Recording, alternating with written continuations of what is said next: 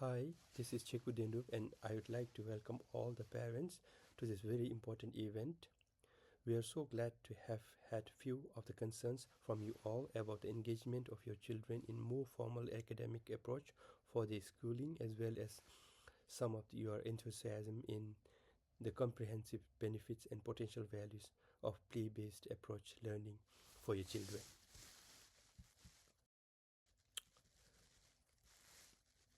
So what is play? Specifically for children ages 4 and 5, play is expressed as an activity that is associated with their involvement in doing something, being with their fellow mates, and being able to make choices and ownership of ideas. Therefore, play is a universally considered concept and is observed as a foundational prerequisite for the development of children. Role of play. So, what does play how does play support your child's learning, development, and well-being? Play significantly influences children's physical, cognitive, social, and emotional growth, commonly known as the progressive or developmental domains. In physical growth, when kids engage in gross motor skills that involves their large muscles and movement through activities like climbing, running, ball games, digging, jumping, and dancing, it boosts their overall health, sense of well-being, and physical development gradually over time as the child matures at their own rate. In cognitive development, abilities like analyzing, learning, remembering, concentrating are evolved when the child is engaged in play. Some of the very relatable examples include problem solving, creativity, and imagination, understanding concepts like counting, recognizing letters, shapes, etc. So for social development during early childhood involves the progressive journey through which a child discovers how to engage their peers, build relationships, and establish their identity in connection with others. At this stage, children acquire vital abilities like effective communication, empathy, collaboration, and skills to resolve conflicts. So, supporting concepts. Jean Piaget theory acknowledges that the development of child's intelligence occurs in phases where the phases are identical to all the children and it happens in the same sequence. He talks about 4 stages of development with different cognitive abilities in each phase. And Vygotsky's theory, also known as sociocultural theory, claims that child learning capability and cognitive growth can be guided and arbitrated by their social communication and cultural context. He emphasizes the learning is fundamentally a social activity rather than one's own exploration, where child learns more being escorted by knowledgeable persons like their parents or teacher.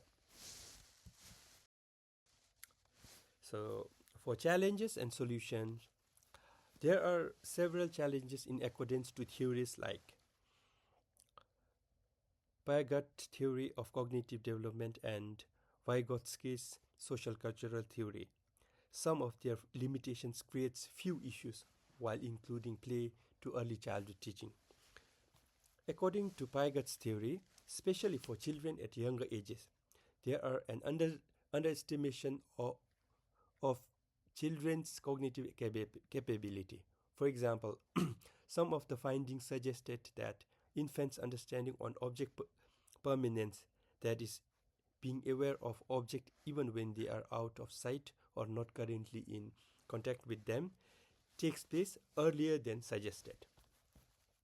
Therefore, recent studies indicate that cognitive development can progress in a more gradual and adaptable manner than what Piaget suggested. So, for example, using techniques like eye tracking and neuroimaging gives proof of earlier cognitive abilities. And second challenge is Vygotsky's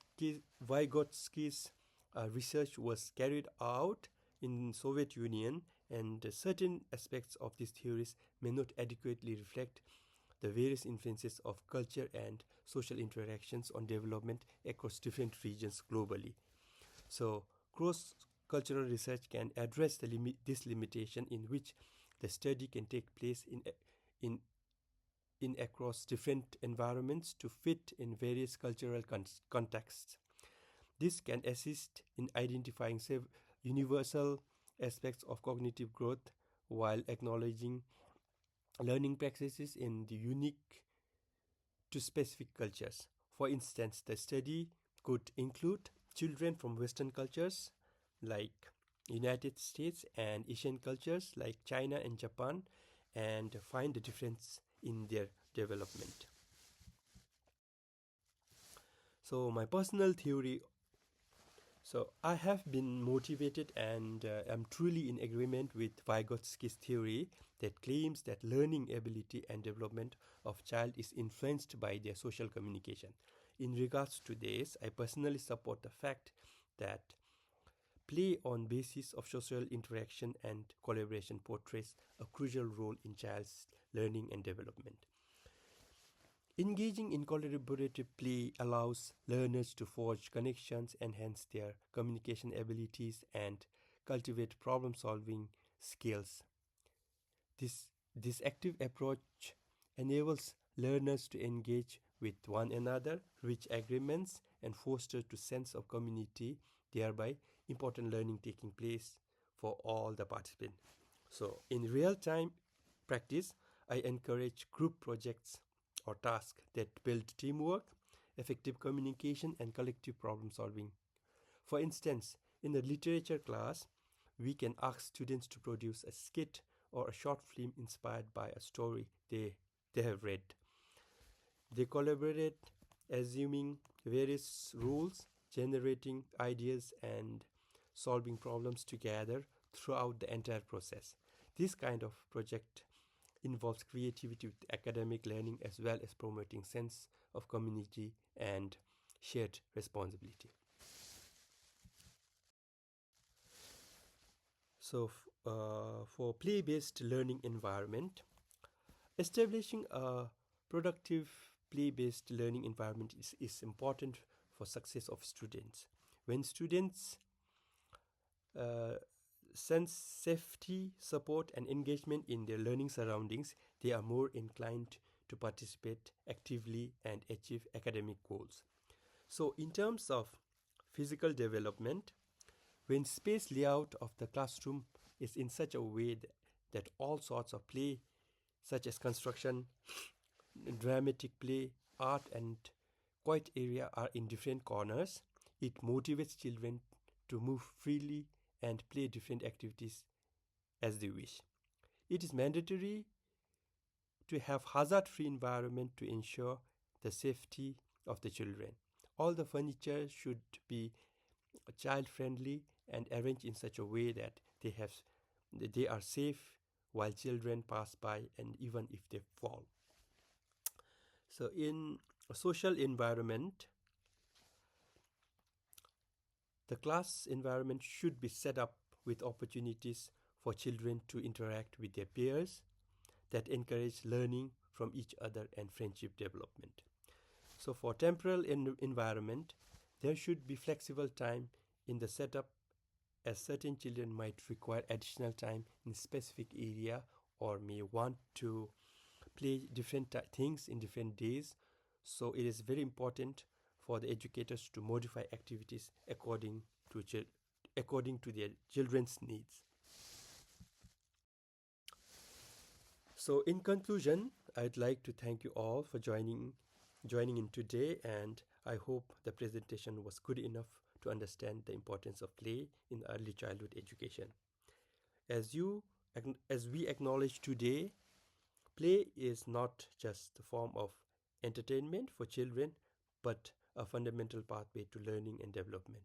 Thank you so much for your time.